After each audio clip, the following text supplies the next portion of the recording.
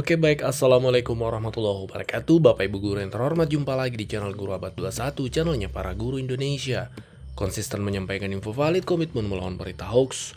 Nah Bapak Ibu, kabar baik hari ini, kalau kita cek Telegram Info GTK ya, jadi dari admin Info GTK itu menyediakan chatbot untuk Info GTK melalui Telegram.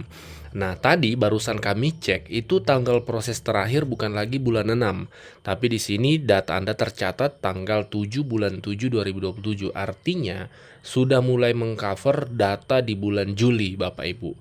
Kenapa kemudian kami cek melalui Telegram? Karena kalau Bapak Ibu cek melalui Info GTK, data update terakhir itu masih terdata tanggal 6 bulan 6 2026. Sementara validasi masih non ya, masih kosong di sini. Nah, kalau ini tanggal 21 ini tanggal hari ini ya. Ini tanggal yang di atas ini kan berubah-ubah sesuai tanggal pada Bapak Ibu membuka Info GTK. Namun di sini kalau di Info GTK itu update-nya masih tanggal 6 bulan 6. Nah, sementara itu melalui Telegram itu biasanya lebih cepat update-nya dan ini memang terdata di bulan 7. Ini kabar baiknya bahwa Info GTK memang untuk bulan 7 sudah mulai diproses oleh admin Info GTK Pusat, Bapak Ibu. Dan ini relevan terkait dengan penyampaian dari admin Info GTK ya, admin DBL di beberapa hari yang lalu. Di sini ada pernyataan bahwa mohon semua segera dieksekusi dapodiknya karena waktu yang sangat terbatas untuk mengejar pencairan bulan Juli. Jadi memang dari pusat juga dikejar supaya pencairan TPG bulan Juli ini tidak menyeberang ke bulan Agustus seperti itu. Jadi Bapak Ibu kalau operator dapodiknya sudah mensinkronkan dan datanya sudah aman, insya Allah ditunggu saja Bapak Ibu. Ini sekarang kita berada di tanggal 21 Juli.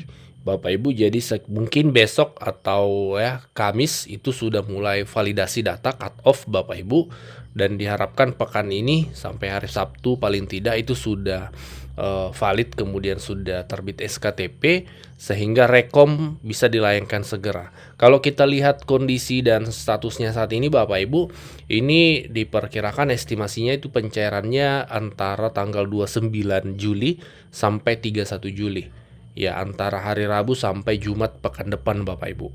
Kenapa? Karena kalau hari Senin Selasa itu kecil sekali kemungkinannya karena mungkin di sini adalah waktunya rekomendasi kalau sudah terbit SK di pekan ini.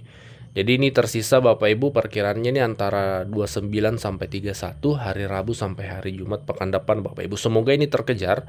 Semoga validasinya berjalan lancar, kemudian penerbitan SKTP-nya berjalan lancar juga, dan rekomendasi cepat ditindaklanjuti oleh Kementerian Keuangan untuk pencairannya. Seperti itu. Sehingga di akhir bulan ini tanggal 29 sampai 31 kita bisa menerima TPG-nya. Dan bisa jadi di akhir bulan ya Bapak Ibu, karena seperti pekan lalu itu sekitar tanggal 30-31. Kecuali non ASN itu biasanya lebih cepat Bapak Ibu. Makanya kita lihat, kita ambil tanggal 29 sampai 31 itu. Dari salah satu media resmi DPR ya, ini kita lihat DPR RI ya, ini centang biru Bapak Ibu ya. Ini merupakan media resmi dari DPR RI. Itu memposting terkait mengurai benang kusut pendidikan Indonesia lewat revisi Undang-Undang Sisdiknas. Apa yang disampaikan? Ada beberapa poin, termasuk salah satunya tentang gaji dan tunjangan sertifikasi guru Bapak Ibu. Mari kita cek ya. Kenapa Undang-Undang Sisdiknas harus direvisi? Dari DPR menyampaikan, dunia pendidikan berkembang sangat cepat didorong teknologi komunikasi dan era digital. Ada AI dan hybrid learning. Indonesia butuh payung hukum baru yang adaptif biar pendidikan relevan dengan zaman. DPR melihat kebutuhan ini dan memasukkan revisi Undang-Undang Sistem Pendidikan Nasional dalam program legislasi nasional jangka menengah.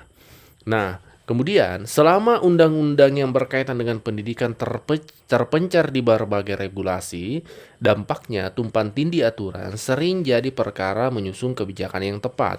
Selama ini sistem pendidikan kita itu diatur 3 undang-undang yang berbeda. Pendidikan tinggi, Undang-Undang Guru dan Dosen, ya, termasuk di sini tunjangan sertifikasi diatur di sini ya.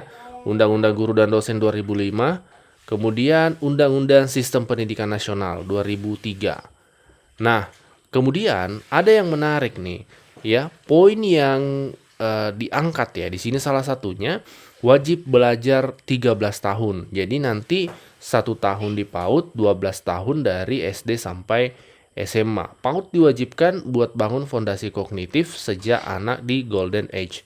Kemudian, kurikulumnya juga akan lebih fleksibel. Sekolah punya otonomi meracik kurikulum yang relevan dengan potensi lokal dan tuntutan zaman. Jadi nggak kaku disetir pusat. Kemudian, fokus kompetensi dan karakter, beban hafalan dikurangi. Siswa difokuskan pada penguasaan literasi, numerasi, dan karakter pelajaran Pancasila. Ruang belajar yang inklusif. Kemudian, nah ini nih terkait kesejahteraan guru di komitmen DPR ya. Di tengah gempuran inovasi pendidikan, guru terus dituntut berkembang untuk menciptakan cara dan suasana belajar yang menarik.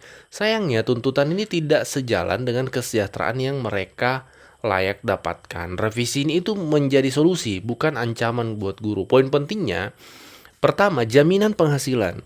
Guru, terutama yang belum sertifikasi, langsung dapat penghasilan layak sesuai undang-undang ASN dan undang-undang ketenagakerjaan. Kemudian, juga anti turun gaji.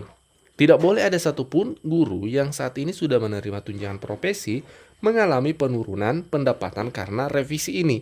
Nah, jadi di sini ruhnya kalau kita lihat memperjuangkan baik guru sertifikasi maupun yang belum sertifikasi.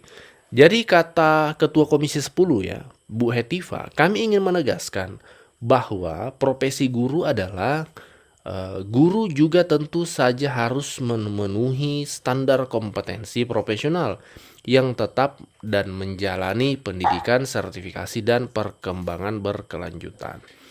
Kemudian, revisi Undang-Undang Sisdiknas ini ibarat upgrade sistem operasi pendidikan Indonesia. Kesejahteraan guru tidak lagi disandra oleh birokrasi sertifikasi. Nah, ini poin yang menarik. Kesejahteraan guru tidak lagi disandra oleh birokrasi sertifikasi. Siswa dipersiapkan sejak PAUD dengan kurikulum yang memanusiakan dan relevan dengan zaman, Bapak Ibu. Nah, ini poin yang menarik dari Undang Sisdiknas ya. Ini masih RUU ya memang, rancangan undang-undang, tapi ini semakin kencang bergulir di DPR, di Prolegnas, Program Legislasi Nasional. Dan ini diharapkan segera menjadi Undang-Undang Sisdiknas yang baru. Tentu dampaknya akan signifikan Bapak Ibu ketika basisnya terkait tunjangan guru itu tidak lagi tersandra oleh birokrasi sertifikasi. Apakah nanti akan sistem gaji tunggal atau sistemnya seperti apa Bapak Ibu? Ini akan menarik untuk kita lihat perkembangannya. Tentu kita kawal juga seperti apa perkembangan informasinya dan realisasinya nanti. Sebelum lanjut, kami menyampaikan kabar baik bahwa telah rilis produk digital terbaru kami, yaitu 200 template PowerPoint siap pakai untuk guru.